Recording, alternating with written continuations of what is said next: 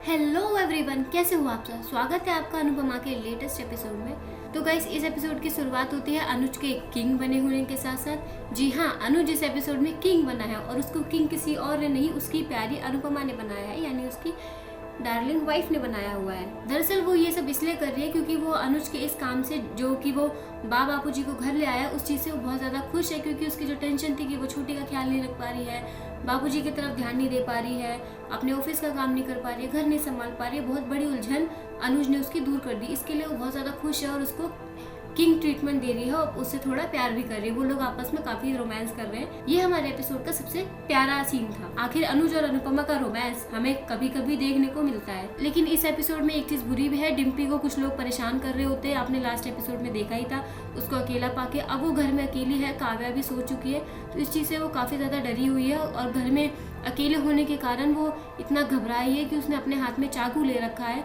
और बार बार गेट पे नॉक की आवाज़ आती है, कोई गेट बजा रहा होता है, उसके पास फ़ोन आते हैं, उसके सेल फोन पे भी आता है और लैंडलाइन पे भी कॉल आ रहा होता है। कंटिन्यू बेल की रिंग सुनने की वजह से वो इतना ज़्यादा डर जाती है कि वो अपने हाथ में चाकू लेके अपने को डिफेंड कर रही होती है और काव्या परेशान ना हो इसके लिए वो उसे जगाती भी नहीं है। अब यहाँ पे अगली सुबह हो चुकी है। हम लोग देखते हैं कि सब लोग ब्रेकफास्ट की तैयारी कर रहे हैं। अनुपमा अपनी सास की यानी कि मालती देवी के पैर छूती है और उनको इस बात का जस्टिफिकेशन देती है कि अनुज ने बापू जी को लाने से पहले आपसे क्यों नहीं पूछा, क्योंकि वो हमेशा घर में अकेले रहे और बड़ों से पूछने की आदत नहीं है, तो उसके लिए मैं आपसे माफ़ी मांगती हूँ। और मुझे पता है कि अगर वो आपसे पूछते भी तो आप मना नहीं करते। वही मालती देवी फिर से अपनी औकात दिखा देती है, वो उसको फिर से ताना मारती है कि हाँ, इस घर में तो तुम्हारी ही चलती है ना। वो कहती है कि मैंने आपको लाने से पहले भी नहीं अनुज से पूछा था, मेरी चलती नहीं है। अनुज मेरी बात को समझते हैं, वो मुझे अंडरस्टैंड करते हैं। तभी वहाँ पे सूटी आ जाती है और उनसे पूछती है कि बापू जी कब आए, तो बताती है जब तो अधिक के साथ रात को पार्टी गई थी तभी वो लोग आए, लेकिन जब तक तुम लोग आए तब तक वो सो चुके थे, इसलिए तुम उनसे नहीं मिल पाए।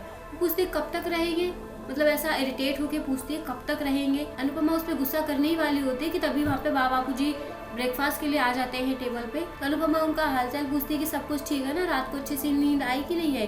तभी पीछे से मालती देवी फिर से अपनी कैची जैसी जबान चलाती है, पूछती है कि इनको यहाँ कैसे नींद आएगी, इनको तो शोर में सोने की आदत है ना, यहाँ इतनी शांति है, इतना रिलैक्स रहता है, इतनी जल्दी नींद थोड़ी आएगी। जो ताना मालती देवी मारती है अनुपमा के बापू जी को, इस बात को ये संभाली पाती है कह के कि कोई बात नहीं, आदत हो जाएगी। तभी तक जो है बरखा अपना मुंह खोल देती है, क्या आदत पड़ने तक ये लोग यही रहेंगे। तभी रोमिल बोलता है क्यों नहीं रहेंगे, हम सब साथ रहेंगे और बापूजी मुझे चेस भी सिखाएंगे। रोमिल इस बात को संभाल लेता है। तभी बापूजी जो है वो चेयर पे बैठने ही जा रहे होते, तभी मालती देवी उन्हें रोक देती है, कहती है कि आप यहाँ नहीं बैठ सकते हो। बापूजी शौक में, भाई ऐसा क्या हो गया, तो वो बताती है कि ये चेयर अनुज की है। तभी अनुज आता है, कहते हैं कि इज्जत चेयर की नहीं होती, चेयर पे बैठने वाले की होती है। बापूजी आप जहाँ चाहे वहाँ बैठ सकते हैं। तो वो उनको कुर्सी पे बैठाता है और उससे माफी भी मांगता है अपनी माँ के बर्ताव के लिए, लेकिन वो अपनी माँ की भी इज्जत रख लेता है सबके सामने। अपनी माँ यानी कि मालती देवी के लिए भी वो चेयर खींचता है। दूसरी तरफ हम देखते हैं कि काव्या सो के उठ चुकी है। वो डिम्पी को ऐसा जमीन पे सोया वो देख के काफी ज्यादा घबरा जाती है। उससे पूछती भी है कि क्या हुआ। तो जो कुछ भी उसके साथ रात को हुआ था, कि जो लड़के उसको परेशान कर रहे थे, फोन आ रहे थे बार बार और गेट नॉक हो रहा था, वो सारी चीजें बताती है। वो बताती है कि मेरे साथ पहले भी ऐसा हो चुका है, तो मैं बहुत ज्यादा डर गई थी। फिर वही सीन होता है कि अनुपमा सबको ब्रेकफास्ट दे रही है, तभी स्वीटी अपना मुंह खोलती है और बोलती है कि मम्मी आप फिर से शुरू हो गए हो, यहाँ पे तो सब अपना खाना खुद ही लेते ना, आप ही ने इनका आदत बिगाड़ रखा है। तभी ये लोग आपको बार बार शाह हाउस बुला लेते हैं। तो कहती है कि ये लोग कौन है, तेरे बापू जी है, इन्होंने तेरा सूसू पॉटी साफ किया और आज तेरे को ये बोझ लग रहे हैं, तो इनको ये लोग करके बुला रही, तुझे शर्म नहीं आती है। तो स्वीटी का वही सेम रिएक्शन होता है, एकदम नालायक बच्चों वाला, कि अरे मम्मी फिर से आपका लेक्चर शुरू हो गया, ऐसा बोलती। तभी अनुज जो है बहुत ज्यादा गुस्सा हो जाता है। वो उसको बोलता है कि पाखी मैं कुछ बोलता ही नहीं, उसका मतलब ये नहीं है कि मुझे दिखाई नहीं दे रहा, मुझे सुनाई नहीं दे रहा, तुम्हारी बदतमीजी कुछ दिन से बहुत ज्यादा बढ़ती जा रही है। अगर यहाँ रहना है, फैमिली के साथ ब्रेकफास्ट करना है, तो तमीज से रहना होगा। मैं सब कुछ माफ कर सकता हूँ लेकिन बदतमीजी माफ नहीं करूंगा। स्वीटी इसका ब्लेम अनुपमा पे डाल दी कि आपकी वजह से मुझे बड़ी से डांट पड़ गई। अभी अनुपमा कहती है कि तूने सुना नहीं कि मेरे पति ने तुझे क्या कहा, चुपचाप चली जाए यहाँ से, बदतमीजों के लिए इस टेबल पे कोई जगह नहीं है। तो स्वीटी जो है टेढ़ा मेढ़ा मुंह बना के पैर पटक के चली जाती है वहाँ से। तभी हम दूसरी तरफ शाह हाउस में देखते हैं कि काव्या ने बड़ी मुश्किल से डिम्पी को कंसोल किया ही हुआ होता है, उसको संभाल ही पाती है, जो रात की बातें उससे भुलाने की कोशिश कर ही रही होती है। तभी अचानक से फिर से गेट के खटखटाने की आवाज आती है और वो लोग फिर से डर जाते हैं कि कौन है, लेकिन कोई और नहीं होता है, वो टीटू होता है। क्योंकि डांस एकेडमी में जाना होता है, उसके पास चाबी नहीं होती, वो चाबी लेने आता है। और जो अननोन नंबर से मॉर्निंग में उसके पास कॉल आ रहा था, वो किसी और का नहीं, टीटू का था, क्योंकि उसकी फोन की बैटरी खत्म हो गई थी। और वो डिम्पी को डांस एकेडमी के लिए लेने भी आया था, क्योंकि डिम्पी को बच्चों को प्रैक्टिस करानी। कुछ बच्चे हैं जो सिर्फ डिम्पी से ही डांस सीखना चाहते हैं। काव्या डिम्पी को तैयार होने के लिए भेज देती है। वो कहती है कि तुम जाओ, मैं टीटू को चाबी दे दूंगी। डिम्पी चली जाती है तो काव्या अकेले में टीटू से बात करती है।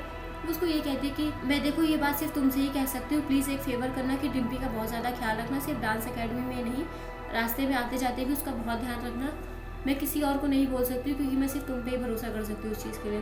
तो गाइज ये एपिसोड तो यही खत्म हो जाता है। बाकी नेक्स्ट एपिसोड में हमें ये देखने को मिलता है डिम्पी और टीटू डांस एकेडमी में बच्चों को डांस सिखा रहे हैं।